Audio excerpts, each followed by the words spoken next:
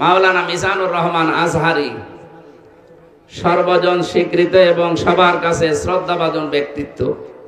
তাকে নিয়ে এই 2 দিন আপনারা যা আরম্ভ করেছে, অনেকে মাত্র 2টা অনুষ্ঠানে বাংলাদেশে সে যোগ দিয়েছে।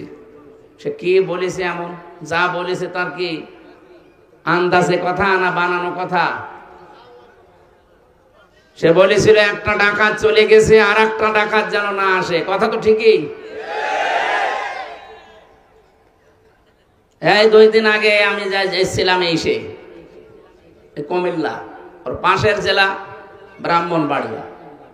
চাঁদার টাকা ভাগাভাগি করতে গিয়ে 10 জন আহত। এটা তো বানানো নিয়ম না, সব তো দেখতে পাচ্ছি আমরা। এই পাশের জেলা নরসিংদী কি নারায়ণগঞ্জ বন্দরে রাতের বেলা গেছে চাঁদা চাইতে, মনে করছে কেউ দেখে না। আরে ভাই, আপনি কোন জগতে আছেন? এই দেশটা এখন গোয়েন্দাদের নখদর্পণে। আপনি জানেন বাস্তবতা, আমি নিজে দেখেছি। আপনি মনে করছেন আমি রাতের বেলা গেলাম, টের পেল কি করে? আরে রাতে আপনি পায়খানায় বসে কি করেন তাও দেখতে পাচ্ছি। তারা কোথায় আছেন আপনি কিছুই টের পান না। আমিও আগে ওই রকম বুঝতাম। এমন এমন মেশিন ওরা নিয়ে এসেছিল, সেইগুলো এখন এরা কাজে লাগাচ্ছে। আপনি মনে করছেন রাতের বেলা যায় টের পায় কি করে গো? রাতে কেন? আমাবস্যার অন্ধকারে কারো কাছে গেলে সেটা ওরা দেখতে পায় একেবারে স্পষ্ট দিবালোকের মতো। আমি রিমান্ডে পড়ে আছি। কোথায়? আমার বাড়িতে কল দিয়েছে মাওলানা আমিরুল ইসলাম বেলালি। ওইগুলো পুরাটা রেকর্ড করে একেবারে ভিডিও ক্লিপ আকারে আমার সামনে। কি গো আশ্চর্য! এই কথা বলেছি তো কেউ জানার কথা না। আর আপনি চাঁদাবাজি করতে যাবেন, মনে হচ্ছে কেউ টের পায় না। অন্যের বাসায় ডিম পেড়ে মনে করছে কেউ টের পাচ্ছে না। গাইবান্ধা জজের কাছে 50 লাখ টাকা চাঁদা দাবি করেছেন। এটা কি গোপন আছে না প্রকাশ হয়ে গেছে? বরিশালে চাঁদাবাজি করতেছে 2 দল মারামারি করে একজন একেবারে মরিয়েই গেছে, আরো অনেকগুলো আহত। চোরের মার বড় গলা সন্তান এখন দেখতে পাচ্ছি। আগে শুনতাম যে চোরের মার নাকি বড় গলা, এখন শুনতে দেখতে পাচ্ছি না। এই জন্য উল্টা পাল্টা মাথা খারাপ করে না করে নিজেকে আগে সামলান। গোয়েন্দারা কিন্তু, আমি বারবার বলছি কেন, কারণ তাদের সাথে আমি দেখেছি কথা বলে। ওরা বলছে আমরা সব নখদর্পণে রেখেছি, সব আমাদের দৃষ্টিতে। আগস্টের 5 তারিখের পর থেকে দিন যত যাচ্ছে আমরা দেখছি এদেশে আসলে কার জন্য কে কি করে। আপনারা যা করছেন নিজের পায়ে অনেকে নিজে কুড়ুল মারছেন, আপনি যে টের পাচ্ছেন না। আর এটা কিন্তু আগস্টের 5 তারিখের আগে এই দেশ আর নেই। আগে নাই আমাদের চোখে চশমা ছিল, এখন তো চশমা নেই, সব আমরা দেখতে পাচ্ছি। এজন্য আমরা নিজেরা যদি অন্যায় করে, নিজেরা দোষ করে কারো উপরে চাপিয়ে মনে করে তাকে কালার করে দেব। আরে ভাই, একজন তো বসে আছে, আরো সে মনে কি আর ঘুমাচ্ছে? আসমাউ ওয়া আরা, আল্লাহ বলেন আমি সব দেখি, সব শুনি। আমি শুধু শুধু দেখি না, সব শুনতেও পাচ্ছি কে কোথায় কোন ষড়যন্ত্রে হাত পেতেছে, পা পেতেছে। আমায় ইয়াকসিব খাতিয়াতান আও ইসমান সুম্মা ইয়ারমি বিহি বারিয়ান ফাকাদ ইহতামালা বুহতানা ওয়া ইসমাম মুবিনা। রব্বুল আলামিন বলেন অনেক মানুষ এমন আছে নিজে অন্যায় কাজগুলো করে, আর অন্যায়টা যখন হয়ে যায় একটা নিরপরাধ মানুষের উপরে দোষটা চাপিয়ে নিজে ভালো সাজে। এরকম মানুষ দেশে নেই? ফাকাদ ইহতামালা বুহতানা ওয়া ইসমাম মুবিনা, সে যেন প্রকাশ্য পাপের বোঝা মাথায় বহন করে ঘুরতেছে। আমার মনে হয় আয়াতটা যদি আল্লাহ দেখিয়ে দিতেন অনেকেই ঘর থেকে বের হতে পারতো না। যে যে অপরাধ করেছে তার মাথার উপরে পাপের বোঝা আল্লাহ তুলে দেবে, এটা কিয়ামতে। দুনিয়ায়ও কিছু আল্লাহ দেখাবে। এই আয়াতের বাস্তব ব্যাখ্যা আমি তাফসিরে ফি জিলালিল কোরআনের ভেতরে একটা ঘটনা পড়েছিলাম। নিজে অন্যায় করার পরে একজনের কাঁধের উপরে দোষটা চাপিয়েছে লোকটা। রব্বুল আলামিন ওই কাজ তাকে দুনিয়ার জীবদ্দশায় করিয়েছে, অপমান করেছে, তারপরে ওর মরণ হয়েছে। 15.5 বছর এইটাই চলছিল। নিজেরা অন্যায় করত, আর কিছু হলেই ভালো মানুষের মাথার উপরে দোষটা চাপিয়ে দিত। আল্লাহ দেখেন পুরাটা এখন সুদে আসলে একেবারে সুদ নিয়ে নিচ্ছে। যা যা করেছিলেন 5 গুণ সেটা আল্লাহ 15 গুণ করাচ্ছে। এখান থেকে যদি আপনার শিক্ষা না হয় আপনি বুঝবেন আপনার কপালে আর হেদায়েত বলে কিছু নেই। আমরা এখনই সাবধান হওয়ার চেষ্টা করছি। এ মাহফিল দিয়েছে এই কারণে আমরা যেন সতর্ক থাকি। আল্লাহ পাক আমাদেরকে যদি সতর্ক না করেন, বিশ্বনবী মুহাম্মদ রাসূলুল্লাহকে আল্লাহ সতর্ককারী হিসাবে পাঠিয়েছিলেন, বাশীরা ওয়া নাযীরা। একদিকে তিনি যেমন সুসংবাদ দিতেন আর একদিকে সতর্ক করতেন। কথা বলেন ঠিক কিনা? নবী যদি এখন থাকতেন আমাদের কাজকর্ম দেখে তিনি সতর্ক করতেন। তিনি যেহেতু নেই, নায়েবে রাসূলগুলো আছে, তাদেরও দায়িত্ব ওনার মতোই সতর্ক করা। একটা নিরপরাধ মানুষের উপর আপনি দোষ চাপিয়ে তাকে আপনি দুনিয়া থেকে বিদায় করবেন, কালার করবেন, আল্লাহ বসে বসে দেখবে না, জীবনও তাকে আপনি খুশি করতে পারবেন না। সূরা ফাতিহার ভেতরে একটা আয়াত পড়েছি আমি, 18 নম্বর আয়াতটা। পুরা তাফসীর আয়াতের সাথে যতগুলো মিলিয়েছি আমার ব্রেনে একটা শিক্ষা এসেছে। এদিকে তাকান। নবীজি 1400 মানুষ নিয়ে, 1-2 জন না 1400 মানুষ নিয়ে মদিনা থেকে আসলেন মক্কায় হজ করার জন্য। সবার পরনে ইহরামের কাপড়। এদিকে তাকান, শিক্ষা নিয়ে বাড়ি যাওয়া লাগবে, কারণ সে সময় এখন চলছে। হুদাইবিয়া নামক যে জায়গাটা, এখানে এসে বাধাপ্রাপ্ত হলেন। কাফেরদের পক্ষ থেকে আওয়াজ দেওয়া হয়েছে, না এবার আপনাদেরকে আমরা হজ করতে দেব না। নবীজি হযরত ওসমানকে পাঠালেন তাদের সাথে সমঝোতা করার জন্য। ওরা ওসমানকে আটক করার পরে ঘোষণা দিয়ে দিল, কুতিলা ওসমান ইবনে আফফান, হত্যা করা হয়েছে ওসমানকে। নবীজি এই কথাটা শোনার সঙ্গে সঙ্গে সাহাবী ছিল তার সাথে 1399 জন। কতজন? 1399 জন সাথী ছিল। তাতে বললেন সবাই ইহরামের কাপড় খুলে ফেলো। বাংলার মুসলমানেরা নবী কি জানতেন না যে ইহরামের কাপড় খুলে ফেললে হজ নষ্ট হয়ে যাবে? জানতেন না? তিনি বললেন সব কাপড় খুলে সাধারণ কাপড় পরিধান করো। রোজা রেখেছে, বললেন রোজা ভঙ্গ করে ফেলো, পরবর্তীতে রোজা রেখে দেওয়া যাবে। 2টা ফরজ বিধান তিনি ছেড়ে দিলেন, হজ এবং রোজা। কথা বলেন না কেন? কি করার জন্য ছাড়লেন? আল্লাহর নবী ডাক দিয়ে বললেন, সাহাবীরা এসে গাছটা দেখা যায়, এটা বাবলা গাছ। আমি হাত রাখলাম, আমার হাতের ওপরে তোমরা 1399 জন হাত দাও। ওরা বিনা কারণে একটা নিরপরাধ মানুষ ওদের কাছে পাঠালাম, আর ওরা ওদেরকে ধরার পরে মেরে ফেলেছে। আমরা এই বিনা কারণে নিরপরাধ মানুষকে যারা হত্যা করে, এ ওসমান হত্যার বদলা না নিয়ে একজন মদিনায় ফেরত যাব না। কি বুঝলেন এই ঘটনা শুনে?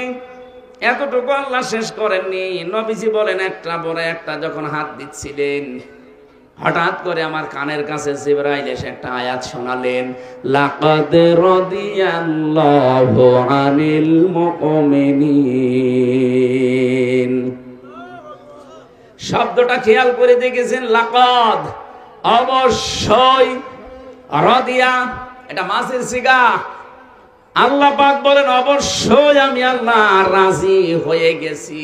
রাজি হব তা না, রাজি হয়ে গেছি। আমি আল্লাহ নিজে রাজি হয়ে গেছি আলাল মুমিনিনা, এই মুমিনদের উপরে, ইযিউবাইউনাকা, যারা আপনার কাছে হাত দিয়ে এই বায়াত নিচ্ছে, এই শপথ পাঠ করছে, ফাআলিমা মা ফি কুলুবিহিম, তাদের মনের ভেতরে যেটা আছে এটা আমি আল্লাহ জানি। এটা কিন্তু লোক দেখানোর জন্য না, এরা মন থেকে এই বায়াত নিচ্ছে, এই শপথ পাঠ করছে। তাহতা শাজারাতি, এই গাছের নিচে। হে নবী, আপনি এদেরকে শুনিয়ে দেন, আপনাকে আমি জানিয়ে দিলাম যে আমি কিন্তু রাজি হয়ে গেছি। যারা মন থেকে এই শপথ বাক্য পাঠ করছে। এ পর্যন্ত ফালিমা মাফি কুলুবিহিম পর্যন্ত জিবরাইল বলে থেমে গেছে। এটা তাফসিরে, আধুনিক তাফসিরে দেখবেন এ পর্যন্ত বলার পরে ফেরেশতা থেমে গেছে, আর কথা বলে না। আয়াত তো শেষ হয়নি। যারা তাফসীর বলেন তাদেরকে বলছি, হযরতে জিবরাইল ফেরেশতা আয়াত নাযিল করেছেন যখনই দুইটা জায়গায় আমি থেমে যেতে দেখেছি তাফসীরের ভেতরে। তার ভেতরে এটা একটা, আর সূরা তাওবার ৮০ নম্বর আয়াতের অর্ধেক নাযিল করার পরে তিনি থেমে গিয়েছিলেন। একটু ভালো করে বোঝেন, নবীজি ২২ জন সাহাবী নিয়ে যখন জানাজার নামাজ পড়তে যাচ্ছিলেন, আব্দুল্লাহ ইবনে উবাইয়ের সবাই দাঁড়িয়ে গেছে কাতার সোজা করে। জানাজা সামনে তৈরি হবে, নিজের জামা দিয়ে দিলেন নবীজি কাফন বানানোর জন্য, নিজে জানাজা পড়াবেন বলে দাঁড়িয়ে পড়লেন। হযরত ওমর নিষেধ করেছিল, তারপরও তিনি শোনেননি। জানাজা শুরু করবেন, হঠাৎ জিবরাইল এসে এই আয়াতের অর্ধেক নাযিল করেছিল, ইস্তাগফির লাহুম আও লা তাস্তাগফির লাহুম ইন তাস্তাগফির লাহুম ৭০ মাররাতান। এ পর্যন্ত বলার পরে জিবরাইল আর বলে না। এটা তাফসীরে হাক্কানিতে পাবেন। হযরতে জিবরাইল এসে শোনালেন, হে নবী, এই লোকটার জন্য আপনি ক্ষমা চান আর না চান সমান হবে। আপনি যদি এর জন্য ৭০ বার আল্লাহর কাছে মাফ চান, আল্লাহ মাফ করবে না। এ পর্যন্ত বলার পরে নবীজি বলেন, আমি মনে মনে সিদ্ধান্ত নিচ্ছিলাম যে ৭০ বার যদি আল্লাহ মাফ না করে, আমি এই লোকটার জন্য ৭১ বার মাফ চাবো। কতবার? আল্লাহ তার ৭১ বারের নাম দেয়নি, ৭০ মাররাতান পর্যন্ত দিয়েছে, যে ৭০ বার। এ পর্যন্ত বলে তিনি যখন সিদ্ধান্ত নিতে যাবেন, হঠাৎ করে ফেরেশতা জিবরাইল আয়াতের পরবর্তী অংশ তাকে শোনালেন, ফালাইয়াগফিরাল্লাহু লাহুম। ইয়াগফির মুসারে বর্তমান, ভবিষ্যৎ, প্রেজেন্ট, ফিউচার। এর আগে আছে লান, এর আগে আছে ফা। ফেরেশতা জিবরাইল বলে, হে নবী, আপনি কার জন্য ৭১ বার মাফ চাবেন বলে আপনি প্রস্তুতি নিচ্ছেন? এই লোকটার জন্য যদি আপনি ৭১ না, কিয়ামত পর্যন্ত এর জন্য মাফ চান, শুধু এর জন্য না, শেষে হোম আছে জমির, এটা বহুবচন, শুধু এর জন্য না, এরকম চরিত্র দুনিয়ায় যাদেরই আছে, কিয়ামত পর্যন্ত এরকম মানুষের জন্য কেউ যদি ক্ষমা চায়, কিয়ামত পর্যন্ত তাদের কোনো মাফ হচ্ছে না, হবেও না। অথচ লোকটা নবীজির পেছনে নামাজ পড়তো, নবীজির সাথে রোজা রাখতো, ইফতারি করতো, নবীজির সাথে হজ করেছে, ও নবীর মতো দাড়ি, টুপি, জুব্বা, খাবার খাওয়া সব ওকে ছিল। শুধু রাজনৈতিক জীবনে বিশ্ব নবীকেও মানত না, ওর নেতা ছিল আবু জেহেল। একটা মাত্র দোষের কারণে লোকটা মরে গেছে, মরেছে মুনাফিক হয়ে, তাও মুনাফিকের সর্দার হয়ে। আপনি কি এখান থেকে কি বুঝলেন? ফেরেশতা জিবরাইল এই জায়গায় অর্ধেক বলার পরে থেমে গিয়েছিলেন, পরবর্তীতে আরো কঠিন করে জানিয়েছেন। এই আয়াতটা এই ফাআলিমা মাফি কুলুবিহিম, এ পর্যন্ত আমি রাজি হয়ে গেছি এই মুমিনদের উপরে, একজন না, আলাল মুমিনিনা বহুবচন দিয়েছেন এই কারণে, কারণ এখানে মানুষের সংখ্যা ১৩৯৯ জন। কতজন? ১৩৯৯ জনের উপরে আমি আল্লাহ রাজি হয়ে গেছি। ইদি বায়উনাকা, যারা আপনার কাছে বায়াত নিচ্ছে, তাহতা শাজারাতি, এই গাছের নিচে। এদের মনের ভেতরে যে কথা, এদের মুখেও একই কথা, কারণ এই মুখের কথা এদের মনে আছে, কারণ ওদের মনের খবর আমি আল্লাহ জানি। ওরা লোক দেখানোর জন্য এই শপথ নিচ্ছে না, এটা আপনার মন থেকে নিচ্ছে। এই জন্য হে নবী, এদেরকে আপনি শুনিয়ে দেন যে আমি রাজি হয়ে গেছি। সঙ্গে সঙ্গে ফেরেশতা জিবরাইল এ পর্যন্ত বলার পরে থেমে যায়।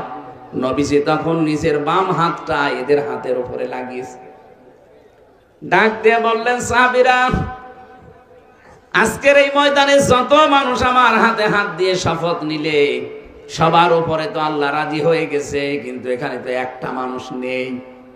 হযরত ওসমানকেও তো ওরা মেরে ফেলেছে, হত্যার আদেশ দিয়েছে, মেরে ফেলেছে, ওরা হত্যা করে ফেলেছে, তো ওসমান তো এখানে নেই। আমি এই হাতটা উপরে তুলে দিলাম, আমার বাম হাতটা, এটা ওসমানের হাত।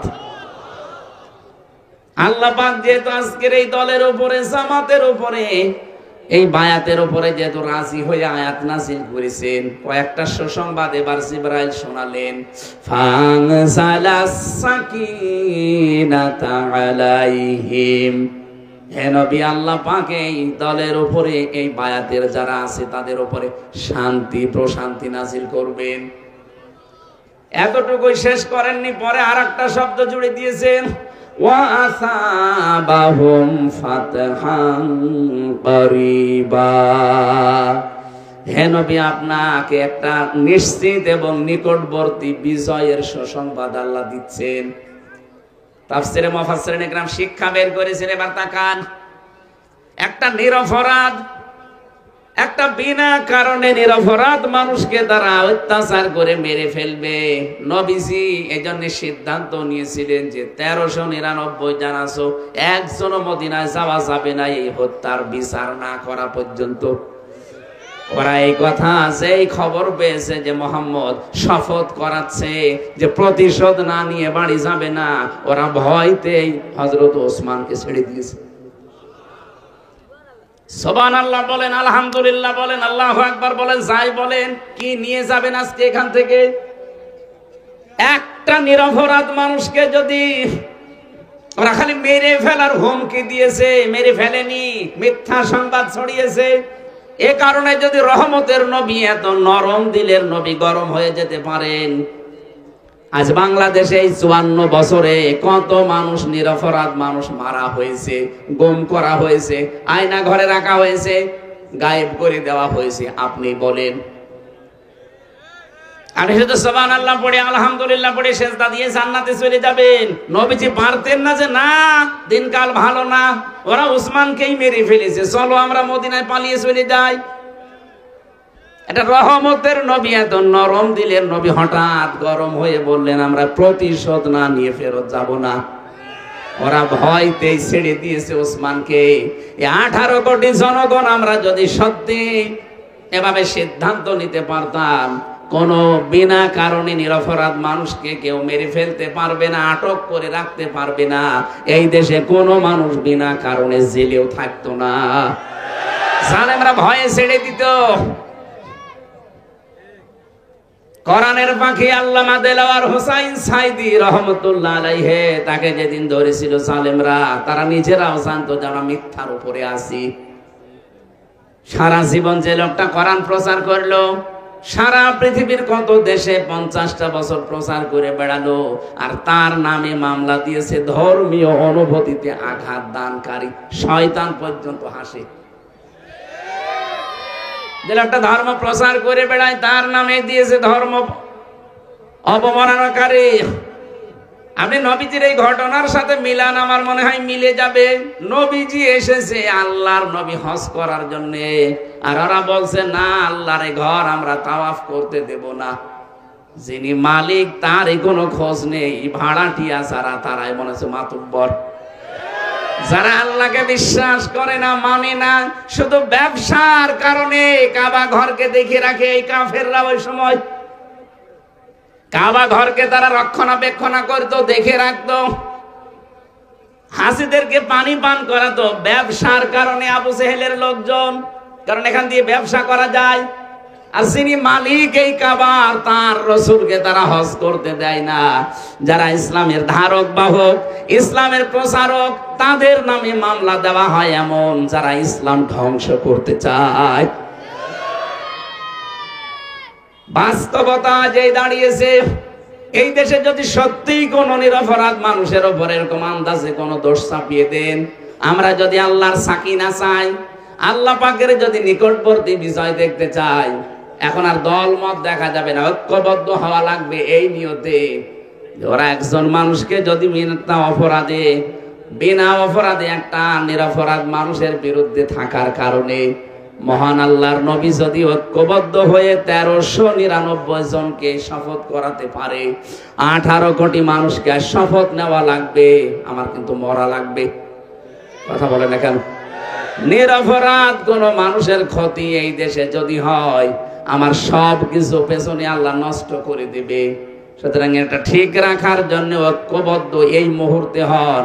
এই দেশে আর কোন নিরপরাধ মানুষকে আমরা ক্ষতি করতে দেব না, সে যেই হোক। আমার আদর্শের সাথে তার মিল নেই, আমার দলের সাথে মিল নেই, আমার মতের সাথে মিল নেই, আন্দাজে এক দোষ তার উপরে চাপিয়ে দেব, অথচ নিজে আমি ওই দোষে দোষী। এক কথা বলে না কেন? আর যদি সত্যি আমরা শক্ত হতে পারতাম নবীজির মতো, এটিএম আজহারুল ইসলামকে ওরা 17 বছর আটক করে রাখতে পারতো না, ভয়তে ছেড়ে দিত।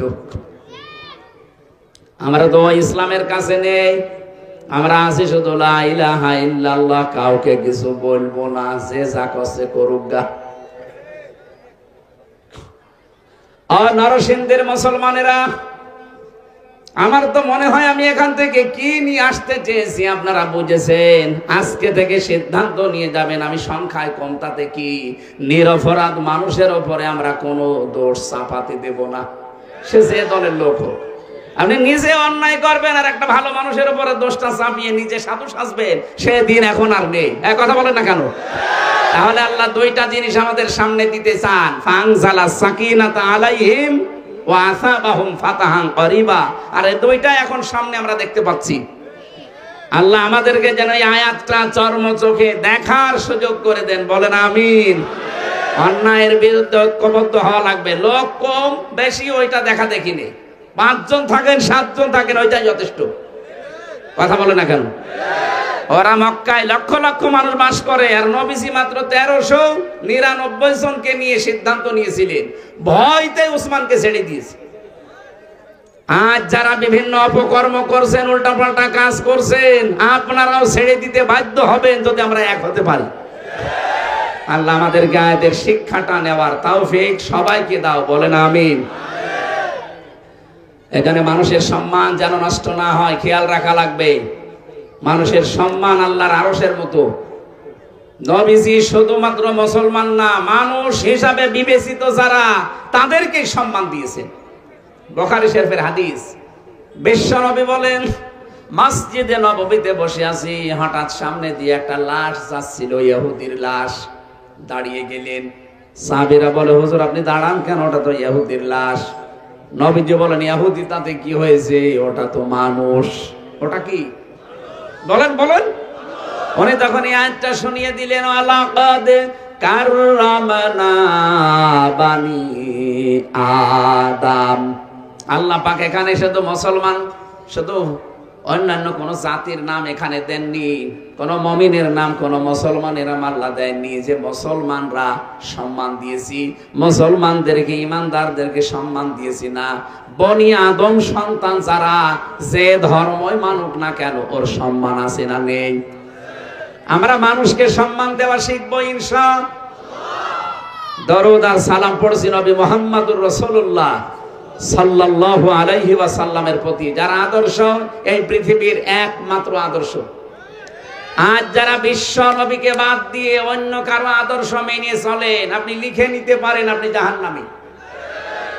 আল আদাবুল মুফরাদে আছে 6 নাম্বার হাদিসে 3 নাম্বার পয়েন্টে পাবেন। যারা বিশ্ব নবীকে বাদ দিয়ে অন্য কাউকে আদর্শ মানেন, আমার কাটছাট কথা ভাই, আপনি মরে যাবেন, কোনো হিসাব লাগবে না, কোনো বিচারও লাগবে না আপনার, মরে গেলে আপনি জাহান্নামী। আমরা যত বলেন আমি নামাজ পড়ি, রোজা রাখি, আমার বউ পর্দায় থাকে, কিসের বউ পর্দায় থাকে? হযরতে লূত আলাইহিস সালামের জামানায় লূত নবীর স্ত্রী শুধুমাত্র আল্লাহর বিরুদ্ধে একটা কাজ হতো, ওই জামানায় পুরুষে পুরুষে বিয়ে করত, মহিলাতে মহিলাতে বিয়ে করত। এই একটা গনায় সাফর দেওয়ার কারণে নবীর স্ত্রীকে আল্লাহ ছাড়েননি। কি আমি বানিয়ে বললাম? সূরা আরাফের 83 নাম্বার আয়াতে আছে, ফাল জাইনাহু ওয়া আহলাহু ইল্লা মারাতাহু কানাত মিনাল গাবিরিন। ভালো করে শুনেন, এটা তাফসীরে ইবনে কাসিরে আছে। আল্লাহ পাক বলেন, 2 জন ফেরেশতা পাঠালাম আসরের সময়। ফেরেশতারা এসে বলে, লূত নবী আপনার আহাল পরিবার যারা আছে, আপনার উম্মতদেরকে নিয়ে এখান থেকে চলে যান, মাগরিবের সময় আল্লাহর গজব এখানে নাযিল হবে, কিন্তু সাবধান, আপনার স্ত্রীকে আপনি নেবেন না। প্রশ্ন আসতে পারে, লূত নবীর স্ত্রীর চরিত্র খারাপ ছিল? এই দুইজন বললেন। আরে ভাই, নবীদের চরিত্রের স্ত্রী খারাপ না, স্ত্রীর চরিত্র কোন নবীর স্ত্রীর চরিত্র খারাপ না, কারণ কোন হারাম রক্তের ভেতরে আল্লাহ নবীদের রক্ত পৌঁছান নাই। তিনি চরিত্রহীনাও ছিলেন না, তারপরও আল্লাহ তাকে জাহান্নামে দিলেন একটাই মাত্র কারণ, তলে তলে সেই মহিলাটা চরিত্রহীন লোকদেরকে সাপোর্ট করত। বলেন তো, একজন নবীর স্ত্রী, তাও জলিলুল কদর নবী হযরত লূত আলাইহিস সালাম, নিজে খারাপ না, নিজে ভালো মানুষ, তার চরিত্র ভালো, কিন্তু একজন চরিত্রহীন যারা তাদেরকে সাপোর্ট করত, তাও তলে তলে প্রকাশ্যে না। এই কারণে যদি নবীর স্ত্রী হওয়ার কারণে আল্লাহ তাকে ধ্বংস করে জাহান্নামে পাঠিয়ে দেয়। এ বাংলাদেশে যারা আজনি যারা মনে করেন আমি ভালো মানুষ, আমার ব্যবসা হালাল, আমি নামাজ পড়ি, রোজা রাখি, আমার বউ পর্দায় থাকে, সব মানলাম, কিন্তু আপনি এমন লোককে সাপোর্ট করেন যে লোকটার চরিত্র ভালো না, যার চুরি করার অভ্যাস আছে, যার ডাকাতি করার অভ্যাস আছে, যার মদ খাওয়ার অভ্যাস আছে, যার চাঁদাবাজি করার অভ্যাস আছে, আপনি এরকম মানুষকে সাপোর্ট করবেন তলে তলে, আর মনে করবেন আমরা নামাজ পড়ি, তাহলে আপনাকে যদি জান্নাত দেওয়া লাগে, লূত নবীর স্ত্রীকেও দেওয়া লাগবে। বলেন, আমি আপনাকে বাঁচাতে চাচ্ছি, আমি দেখতে পাচ্ছি আপনি জাহান্নামে যাচ্ছেন। সূরা হুদ 12 নম্বর পারা 12 নম্বর পৃষ্ঠার 1 নম্বর লাইনের 98 নম্বর আয়াত। যত তাফসীর আছে বাংলাদেশে 42টার উপরে আমি মিলিয়েছি, সব মুফাসসির এই আয়াতের ব্যাখ্যায় একমত। আমি সামারাইজ করে শুধু বাংলাটা বলছি। ইয়াকদুমু কওমাহু ইয়াউমাল কিয়ামাতি ফাআওরাদাহুমুন নার ওয়া বিইসাল বিরদুল মাওরুদ। আয়াতের বাংলায় যে আলেম বসে আছে, আয়াতের সব মুফাসসির বাংলা অর্থ দিয়েছে এইটা, যে দলের নেতা জাহান্নামী, ওই দলের যত কর্মী আছে সব জাহান্নামী। নেন এই আয়াতটা কেটে কোরআন থেকে বাদ দিয়ে দেন, আপনার কোন বাবা পারে দেখি দেন। আপনি মনে করছেন আমি ভালো মানুষ, একটা একটু খারাপ মানুষ, একটু রাইল মাইল খায়, আমার নেতা একটু সাপোর্ট করলে কি হয়? কি হয় মানে আপনার কারণেই তো জোর ধরে, আপনি ওর পেছন দিক থেকে সরিয়ে আসেন, জোর পাবে না। মাইয়াশফা শাফাআতান হাসানাতান ইয়াকুল্লাহু নাসিবুম মিনহা ওয়া মাইয়াশফা শাফাআতান সাজ্জিয়াতান ইয়াকুল্লাহু কিফলুম মিনহা। দুনিয়ায় কেউ যদি ভালো কাজের সুপারিশ করে, কেউ যদি রায় দেয়, সমর্থন জানায়, কাউকে সাপোর্ট করে, কিয়ামতের ময়দানে এই লোকটা ভালো কাজ করে যা পাবে সাপোর্ট করে আপনি তাই পাবেন।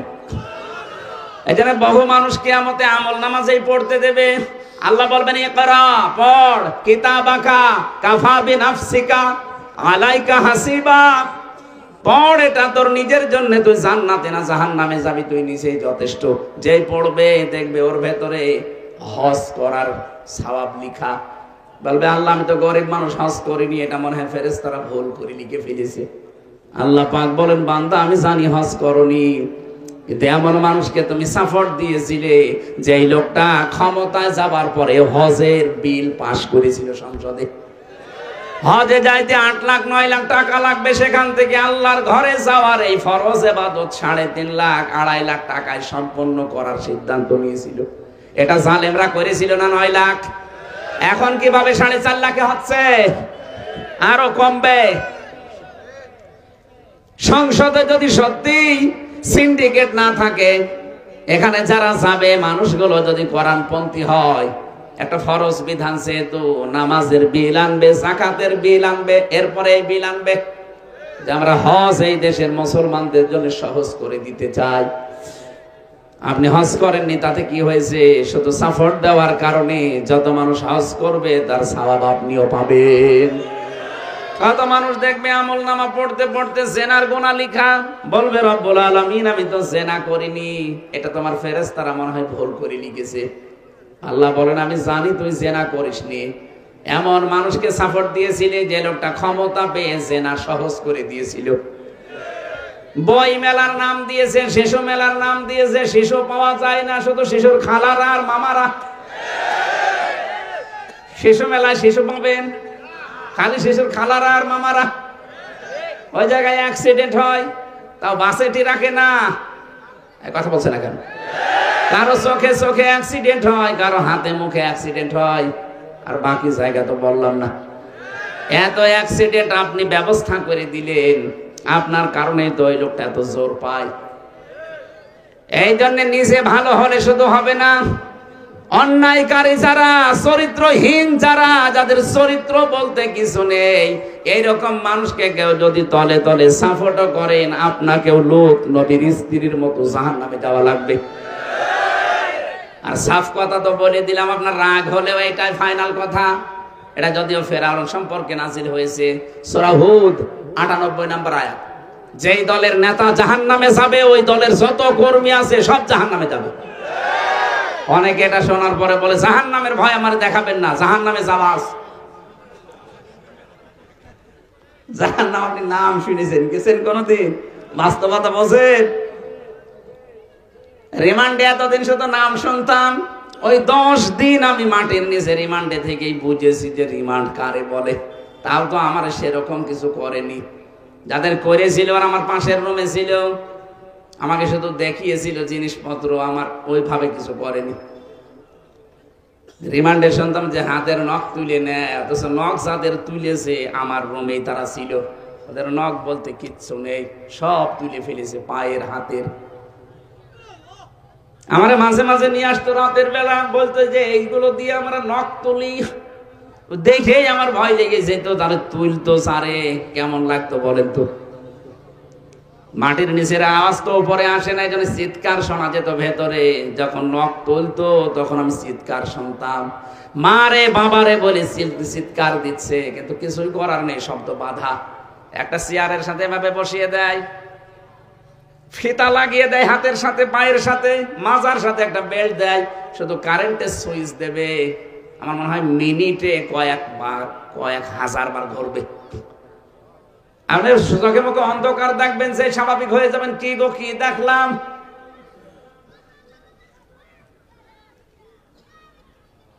ডিম নিয়ে এসে সামনে রেখে দেয়, বলেন এই যে মনে হয় যে ডিম খাওয়াবে না, অন্য জায়গায় দেবে। এই দৃশ্যগুলো দেখার পরও আমি বলেছি না, এই মিথ্যা কথা আমি বলতে পারবো না। আমার 11টা না 12টা পয়েন্ট লিখে দিয়েছিল যে এইটা ম্যাজিস্ট্রেটের কাছে যে বলবেন, তাহলে আপনারা কালকে ছেড়ে দেব। কি কি আছে পড়ে দেখলাম, সব আকিস গ্রুপের বিরুদ্ধে।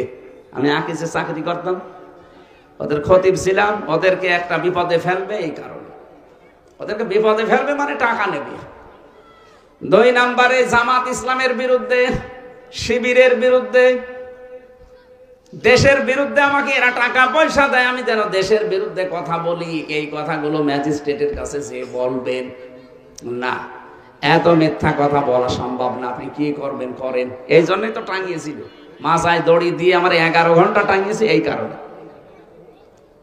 আমার পেছনে হ্যান্ডকাপ দিয়ে বেঁধে দিয়ে, পায়ের সাথে শিকল লাগিয়ে, ডান্ডা বেড়ে দিয়ে, চোখ বেঁধে দিয়েছে কালো কাপড় দিয়ে। আমি ফিরায় 3 ওয়াক্ত নামাজ ইশারায়, 4 ওয়াক্ত নামাজ ইশারায় পড়েছিলাম, নামাজও পড়তে দেয়নি শয়তানরা আমারে। এই দুপুর বেলা নিয়ে গেছে 12টা 12:30টার দিকে, একবারে রাত 11:30টার সময় নিয়ে এসেছে। সারাদিন ওই মাটির নিচে, ওই ঘরের ভেতরে। জোহরের নামাজ, আসরের নামাজ, মাগরিবের নামাজ, এশার নামাজ কখন হয়েছে আমি জানি না, খালি এশারায় পড়েছিলাম। এই নামাজ পড়ার কথা বললে গালি দেয়। কি হয় নামাজ পড়ি, নামাজ পড়ি আমি দেখি না, ও নাকি নামাজ পড়ে। আবার আল্লাহর ভুল ধরে যে আল্লাহর এই কাজটা ঠিক হয়নি। নরসিংদীবাসী, যে কথাটা বোঝানোর জন্য পর্যন্ত আসলাম, আপনি বলেন যে জাহান্নামের ভয় দেখাবেন না, জাহান্নামে আমার যাওয়া আছে। কি যাওয়া আছে আপনি জাহান্নাম বোঝেন? বিশ্বনবী জানিয়েছেন, জাহান্নামের ভেতরে মানুষের যখন ক্ষুধা লাগবে, জাহান্নামের ভেতরে যখন মানুষের ক্ষুধা লাগবে, ইন্না শাজারাতাস সাক্কুম তুআমুল আসিম কালমুহলি ইয়াগলি ফিল বুতুন কাগালিল হামিম খুযুহু ফাগুল্লুহু সুম্মাল জাহিমা সাল্লু। এই আয়াতগুলো যদি কেউ বুঝে বুঝে পড়ে, এমনি চোখ দিয়ে পানি আসবে, ও টেরও পাবে না। এত কঠিন ভয়ঙ্কর খাবারের কথা আল্লাহ দিয়েছেন। সাক্কুম একটা ফলের নাম, ওটা ক্ষুধার কারণে মানুষ খাবে, সঙ্গে সঙ্গে পেটের ভেতরে যা আছে নাড়ি ভুড়ি সব পায়খানা রাস্তা দিয়ে বের হয়ে যাবে। জাক্কুম গাছের ফলের বর্ণনা পড়েছিলাম। ওটা খাবারের পরে পেটে যাবে, আর সামনেও বের হবে না, নিচ দিয়েও বের হবে না। এটা গলার কাঁটা যেভাবে বাঁধে ওইভাবে বেঁধে থাকবে। মনে করবে পানি খেলে হয়তো এটা ছেড়ে যাবে। জাহান্নামের টক বগে একেবারে যে পুষ আর রক্ত গরম হচ্ছে, ওটা দিয়ে যখন ভেতরে দিতে চাইবে, মুখের কাছে আসার সঙ্গে সঙ্গে এইগুলো সব ঝলসে পড়ে যাবে। খেতে চাইবে না, দূরে ফেলে দেবে। ফেরেশতারা তুলে এনে ওরে একেবারে ভেতরে দেবে।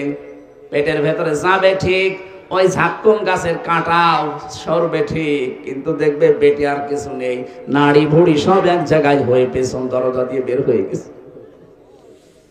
এই আযাব শুরু হচ্ছে একদিন, 2 দিন, 5 দিন না, চলতেই থাকবে এভাবে আযাব।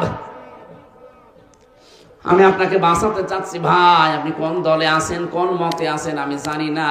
ইসলামের বাইরে যারা চলে, সত্যি যদি তাদের অনুসরণ করেন, ও যদি জাহান্নামে যায়, আপনাকেও যাওয়া লাগবে, মাস্ট বি। যদি আপনাকে আল্লাহ না দেয়, তাহলে আয়াত মিথ্যা হয়ে যাবে। কি কথা বলে না কেন? আপনার জন্য আল্লাহ কোরআনে আয়াত মিথ্যা করে দেবে। আশা করছে আপনি আয়াতগুলো বাড়িয়ে তাফসীর সহকারে পড়েন, যদি হেদায়েত থাকে পরিবর্তন হয়ে যাবেন। আর যদি আপনার কপাল আবু জেহেলের মতো হয়, আমি নবীর উত্তরাধিকারী আমির হামজা না, নবী এসে ওয়াজ করলো, আপনার কিছুই হবে না।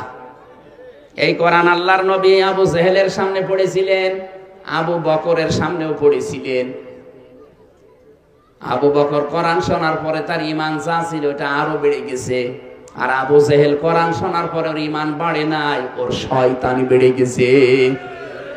এদেশে আমরা দেখতে পাচ্ছি এখন কোরআনের আলোচনা শুনলে যারা হালকা পাতলা ঈমান আছে ওর ঈমান বাড়ে, আর যার ঈমানই নেই, লোক দেখানো একটা বেঈমান, ওর শুধু আবু জেহেলের মতো শয়তানি বাড়ে। আপনি কি আবু জেহেলের মতো মন নিয়ে বসে আছেন, না আবু বকরের মতো? আবু জেহেলের মতো মন নিয়ে আছেন কারা? হাত তোলেন তো। একজন, এই 2 হাত তুলিস। ঠিক আছে, 2 জন আছে, না বুঝে তুলিস। ও আবু জেহেলের মতো মন নিয়ে বসে আছে, ও কিয়ামত পর্যন্ত ওয়াজ শুনলে কিছু হবে ওর? এই ক্যামেরা আবার ওইদিকে মেরে হাত আবার ভাইরাল করে দিও না যে আবু জেহেলের মতো বসে আছে। না ঠিক আছে, না বুঝে হাত তুলেছে। আমরা আবু জেহেলের মতো মন নিয়ে আছে, কিন্তু এখানে নেই, আশপাশে আছে। কথা বলেন না কেন? এখানে যারা আছি সব আমাদের মন আবু বকরের মতো, যেন যাদাতুহুম ঈমানা, কোরআন শুনলে আমাদের ঈমান বেড়ে যায়। কথা বলেন ঠিক কিনা? আমার লাস্ট এবং ফার্স্ট কথা এইটাই, আমাদের আদর্শ যাদের ঠিক নেই, আপনি মরে গেলে আমির হামজা না, আমির হামজার বাপ দোয়া করলো, আপনি জাহান্নামে যাবেন। মনে করে যে না, এত বড় হুজুর দোয়া করছে, কিসের বড় হুজুর? নবীর দোয়া আল্লাহ ফেরত দিচ্ছে। তার আদর্শ শুধু ঠিক ছিল না। এজন্য আশা করছে আপনিও বুঝবেন। এরপর না বুঝলে আমা আলাইনা ইল্লাল বালাগ, আমার আর কিছু করার নেই। সূরা আহকাফ একটা মাত্র আয়াত পড়েছি। আজকের আলোচনার বিষয় কেউ কারো নয়। শুনবেন না চলে যাবেন? শুনবেন না? এই দুনিয়াতে আসলে এরকমই, কেউ কারো না। কার জন্য আপনি কি করছেন?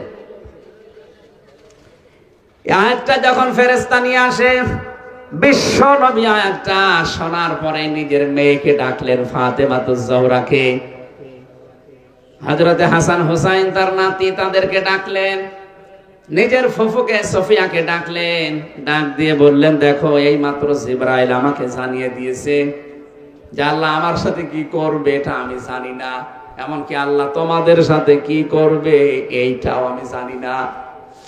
আমার প্রতি যা ওহী হয় এইটাই শুধু আমি তোমাদেরকে শোনাই, আমি শুধু সতর্ককারী ছাড়া আর কিছু না। ও মা ফাতেমা, তুমি আমার মেয়ে, দুনিয়ায় যতদিন আমার আন্ডারে আছো, আমার সামর্থ্য অনুযায়ী তোমাকে আমি দিতে পারবো, কিন্তু সাবধান, মরণের পরে আমি নবীর মেয়ে, এই পরিচয়ে কিছুই হবে না। এজন্য নিজের কাজটা নিজে করে দুনিয়া থেকে বিদায় নাও। ও হাসান হোসাইন, আমি ভালোবাসি কলিজার চাইতে বেশি তোমাদেরকে, কিন্তু কিয়ামতে আমার নানা নবী ছিল এ পরিচয় কিচ্ছু হবে না, নিজের কাজ আগে দুনিয়ায় নিজে করে যাও। ফুফুকে বললেন, হে আমার বাবার বোন, আপনি আমার ফুফু, কিয়ামতের দিন এই পরিচয় আপনি দিতে পারবেন না, আমার ভাতিজা নবী ছিল মুহাম্মদ, আমারে মাফ করো না। নিজের চরকায় নিজে তেল দেবেন। নিজের কাজ যদি নিজে করে যেতে না পারেন, কারো উপরে ভরসা করে কোনো লাভ। নবী যদি নিজের মেয়েকে, নাতিকে, ফুফুকে কথা বলতে পারে, আজ বাংলাদেশে কত ভণ্ড নামে পীর আছে, তারা আমাদেরকে অভয় বাণী দিয়ে রেখেছে, কোনো চিন্তা নেই, বাবা আছে। কিসের বাবা? ও বাবারই কি হবে, ও বাবা জানে। এই জন্য কারো উপরে ভরসা করে কোনো লাভ নেই। ফাইদা নফিখা ফিস সূরি ফালা আনসাবা বাইনাহুম ইয়াউমা ইযিল ওয়ালা ইয়াতাসাআলুন। সূরা মুমিনুন 99 নম্বর আয়াতে আল্লাহ, 101 নম্বর আয়াতে আল্লাহ জানিয়েছেন, সিংহায় যখন ফুৎকার দেওয়া হবে, সঙ্গে সঙ্গে যত রকমের সম্পর্ক ছিল সব কাট হয়ে যাবে। নসবের বহু বচন আনসাব, সব সম্পর্ক কাট হয়ে যাবে। এমনকি কিয়ামতের দিন যখন তুমি উঠবে, পরিচিত মানুষ থাকলে সে তোমার পরিচয়ও দেবে না। ইয়াউমা ইযিন ওয়ালা ইয়াতাসাআলুন, সামনাসামনি যদি দেখাও হয়ে যায়, ও বলবে না এটা আমার ছেলে ছিল। তাফসিরে আমি পড়েছি, মুফাসসির লিখেছেন, ফি জিলালিল কোরআনে সাইয়্যিদ কুতুব লিখেছেন, কিয়ামতের দিন অনেক সন্তান তার মায়ের পা ধরে 500 বছর পড়ে থাকবে। 500 বছর পরে মা মুখের মতো লাথি দিয়ে বলবে, দুনিয়া আমার বিয়েই হয়নি, ছেলে পাবো কোথায়? কার কথা বলছেন আপনি টের পেয়েছেন? আপন মায়ের কথা। আপন মা যদি 500 বছর পা ধরে রাখার পরও মুখে লাথি দিয়ে বলতে পারে আমার বিয়েই হয়নি, ছেলে পাবো কোথায়? কার উপর ভরসা করে আছেন বলেন? রব্বুল আলামিন বলেন, কুল মা কুনতু বিদআম মিনার রাসূলি ওয়া মা আদরি মা ইউফআলু বি ওয়ালা বিকুম। হে নবী, আপনি ভালো করে এটা মানুষকে শোনান যে আমি কোনো নতুন রাসূল না, আমার আগে বহু রাসূল আল্লাহ পাঠিয়েছিলেন, তাদের ধারাবাহিকতায় আমাকে আল্লাহ পাঠিয়েছে। আমি জানি না তোমাদের সাথে আল্লাহ কি করবে, এবং কি আমি এইটাও জানি না আমার সাথে আল্লাহ কি করবে। যদিও পরবর্তীতে নবীর সম্পর্কে আল্লাহ আমার সুসংবাদ জানিয়েছেন, মা তাকাদ্দামা মিন যামবিকা, আপনার আগে পরে সবকিছু আমি আল্লাহ ক্ষমা করে দিয়েছি, আপনার চিন্তা নেই। কিন্তু আপনার উম্মতদেরকে জানিয়ে দেন যে তাদের সাথে আমি কি করব, এটা কিন্তু নবীজি বলতে পারেন না। সুতরাং নবী যখন নিজে গ্যারান্টি দিতে পারেন না যে আমাদের সাথে কি হবে, এই মুহূর্তে আমার নিজেকে নিজে পাল্টানো লাগবে না, লাগবে না। আয়াতের তা এসেছে, হযরতে আবু যর রাদিয়াল্লাহু তাআলা আনহু বর্ণনা করেন, নবীজির আপন মেয়েটা যখন ইন্তেকাল করে, ফাতেমাতুজ জাহরা কবরে নিয়ে গিয়েছিলাম। নিজে কবর খোঁড়ার পরে কবরের উপরে দাঁড়িয়ে বললাম, হে কবর, তুমি জানো আজকে তোমার ভেতরে কারে রাখা হবে? এখানে রাখতে যাচ্ছি আজকে হযরতে আলীর স্ত্রী, যাকে আল্লাহ তামাম দুনিয়ার কাফেরদের জন্য বাঘ বানিয়ে পাঠিয়েছিলেন। সাবধান, হযরতে আলীর স্ত্রীর সাথে বিয়াদবি করবা না। কোনো আওয়াজ নেই। দ্বিতীয় নম্বরে বললেন, তোমার ভেতরে জান্নাতের সর্দার হবে যুবকদের, হযরতে হাসান হুসাইন, তার মাকে রাখতে যাচ্ছি, বিয়াদবি করবা না। তৃতীয় নম্বরে তিনি ঘোষণা দিলেন, জানো তোমার ভেতরে কারে রাখছি? জান্নাতের মহিলাদের নেত্রী হবে, সর্দারিনী ফাতেমাতুজ জাহরাকে, বিয়াদবি করবা না। তিনবারের পরে কোনো আওয়াজ যখন আসে নাই, হযরতে আবু যর বলে, নবীর মুখে শুনেছিলাম কবরে নাকি এই এই এই হয়, কই কোনো আওয়াজ তো পাই না। এবার তিনি চতুর্থ নম্বরে বলেছিলেন, কবর, আমি নবীর মুখে বহু কথা শুনেছি তোমার সম্পর্কে, তোমার ভেতরে যারা আছি তিনি কিন্তু বিশ্ব নবী মুহাম্মদুর রাসূলুল্লাহর কলিজার টুকরা মেয়ে ফাতেমা। খবরদার, খবরদার, বিয়াদবি করবা না। হঠাৎ কবরের মানুষের মতো কথা বেরিয়ে আসছে, আবু যর কান খাড়া করে শোনো, আর মানুষকে শুনিয়ে দাও। আমি হযরত আলীর স্ত্রী চিনি না, জান্নাতের নেত্রী ফাতেমা চিনি না, হাসান হোসাইনের মা চিনি না, বিশ্বনবী মুহাম্মদুর রাসূলুল্লাহর মেয়েকেও চিনি না। কাজকর্ম যদি দুনিয়ায় ভালো থাকে আমি জান্নাত হয়ে যাব, কাজ যদি ভালো না হয় আমার ভেতরে আসলে আমার আচরণ টের পাবে। একদিক থেকে শুধু একটা চাপ দেব, এই পাশের হাড় ওই পাশে গিয়ে মিশবে। হযরত আবু যর বলেন, ওই দিন আমি একটা চিৎকার দিয়ে কবর থেকে উঠে পড়লাম, জীবনে আর কোনোদিন সংসার করার সাহস পাইনি। নবীর মেয়ে ফাতেমা তো জোহরা এত বেশি পর্দাশীলা ছিলেন, এই পৃথিবীতে এত বেশি পর্দার কথা আমি আরো কারো জীবনে পাইনি। তিনি মরণের পরও পর্দা যেন লঙ্ঘন না হয় স্বামীকে বলতেন, স্বামী মারা গেলে বেশি মানুষ ডাকবেন না, কয়েকজন মানুষকে ডেকে রাতের বেলা তাড়াতাড়ি কবরে দিয়ে দেবেন।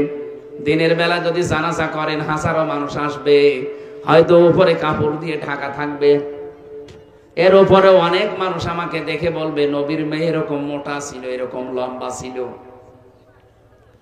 মরণের পরও আমার পর্দা ঠিক রাখা লাগবে, এটা যেন লঙ্ঘন না হয়। মা বোন যারা এসেছেন, সম্মানিতা মা বোনেরা, আপনার অবস্থান কোথায়? তিনি মরণের পরও যেন পর্দা লঙ্ঘন না হয় সে ব্যাপারেও সতর্ক। আর আমরা নিজেদের যত রকম গোপন অঙ্গগুলো আছে এগুলো আরো মানুষকে দেখাতে পারলে নিজেকে ধন্য মনে করে। আমি শয়তানের প্রথমে কয়েকটা কাজ কারবার বলছিলাম না, যে অহংকারী, শয়তান অপচয়কারী। শয়তানের আর একটা বড় কাজ হচ্ছে শয়তান যৌনতা ছড়াতে ভালোবাসে। ও কিন্তু জান্নাত থেকে আদম এবং হাওয়াকে বের করে দেবে এই উদ্দেশ্য তার প্রথমে ছিল না। শয়তানের প্রথম উদ্দেশ্য ছিল আদম আর হাওয়াকে আমি উলঙ্গ করে দেখব। বলেন নাউজুবিল্লাহ।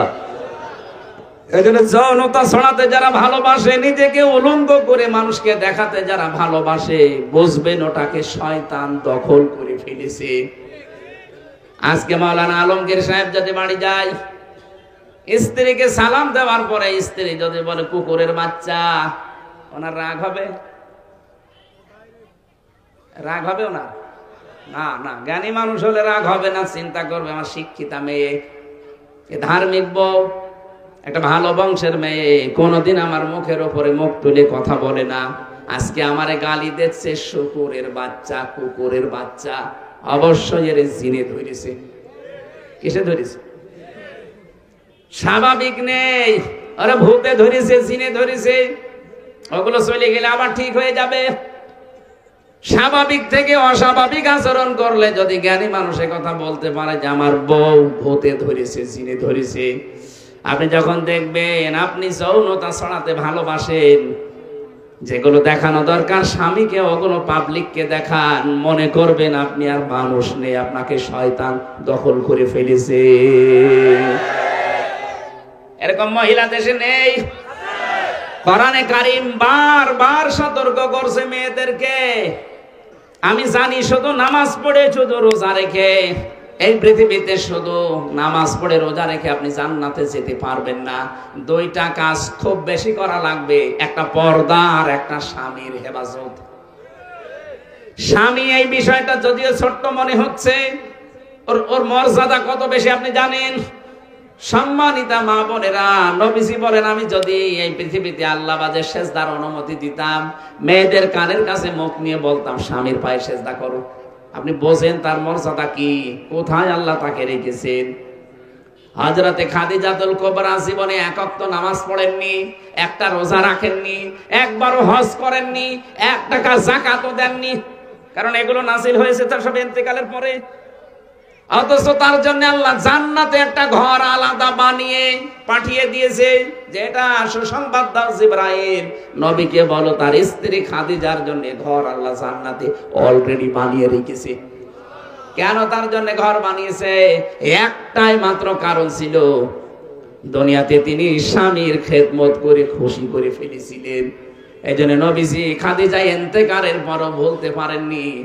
মাঝে মাঝেই বলতেন আল্লাহ কিয়ামতে যখন সবাই সবাইকে ভুলে যাবে, আমি যেন কঠিন ময়দানে আমার খাদিজাকে ভুলে না যায়। কি করেছিলেন? যে কিয়ামতের কঠিন ময়দানেও আপনাকে ভুলতে চাই না, আর আপনি বেঁচে থাকতেও বেচারা আর একটা বিয়ে করতে চাই। মেয়েদের যে সমস্ত কাজ কারবার গুলো আছে অধিকাংশ মেয়েরা ওগুলো পালন করে না, এই জন্য বাংলাদেশে পরকীয়া প্রেম বাড়তে আছে। এক নম্বরে ইদা নাসারা ইলাইহা সাররাতুহু, স্বামী যখন বাইরে থেকে আসবে যত গুরুত্বপূর্ণ কাজ থাক সব বাদ দিয়ে স্বামীকে খুশি করা লাগবে। হয় কথাবার্তা দিয়ে, আচার আচরণ দিয়ে, দরকার কাতুকুতু দেবেন। কি কাতুকুতু দেওয়া যায় নাই, অসুবিধা কি? এটা আপনার আসল কাজ।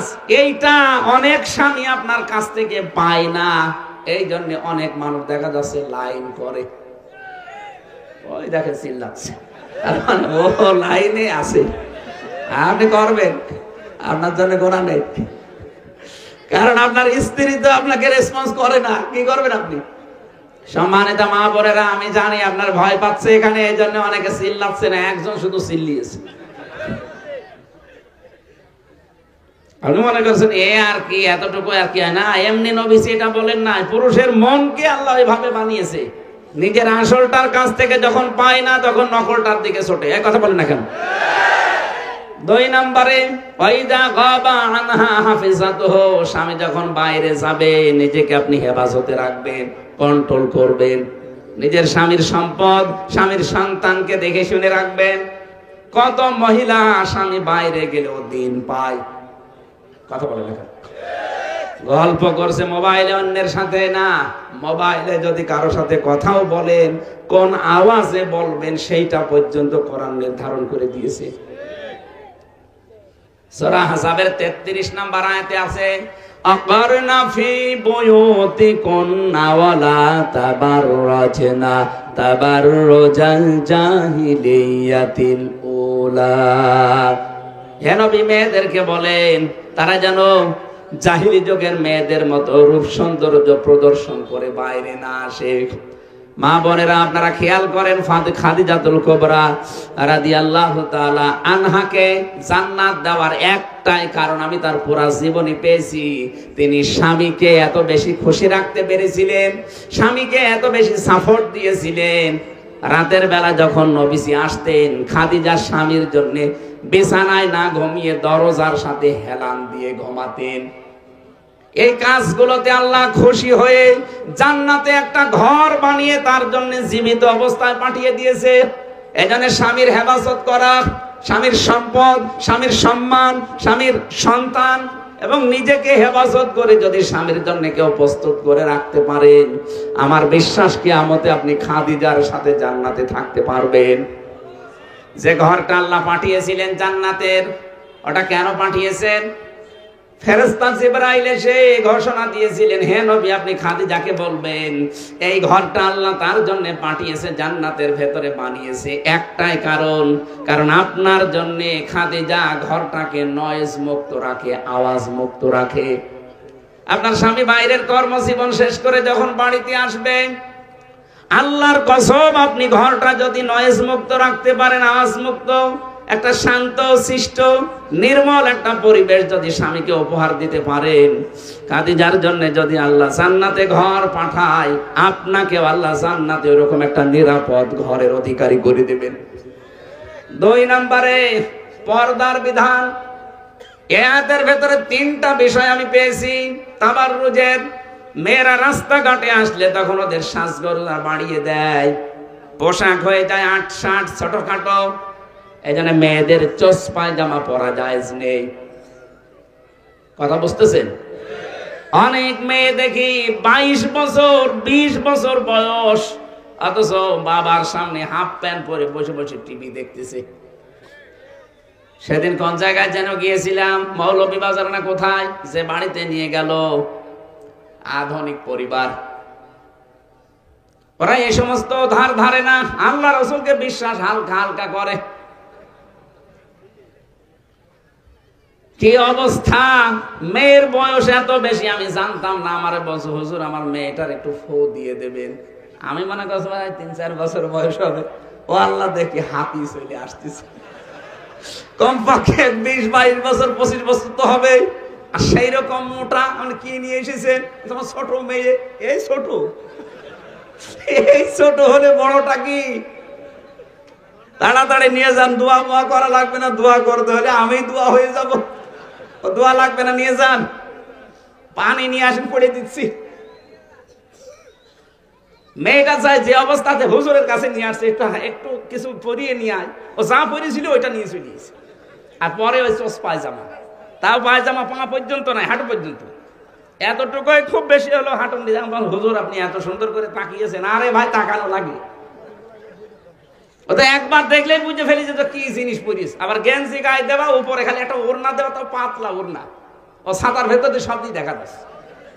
আমি বললাম আপনি দোয়া করা লাগবে না ভাই, নিয়ে যান, আমি দোয়া অলরেডি করে ফেলিস। কি দোয়া করবো? এ দোয়া করতে গেলে এখন আমি নিজেই দোয়া হয়ে যাব। 22 বছর 25 বছরের মেয়ে গেঞ্জি গায়ে দেয়, নাউজুবিল্লাহ মিন যালিক। আবার হাফ প্যান্ট পরে, এটা পরে আবার স্বামীর সাথে না, বাবার সাথে বসে বসে টিভি দেখতেছে।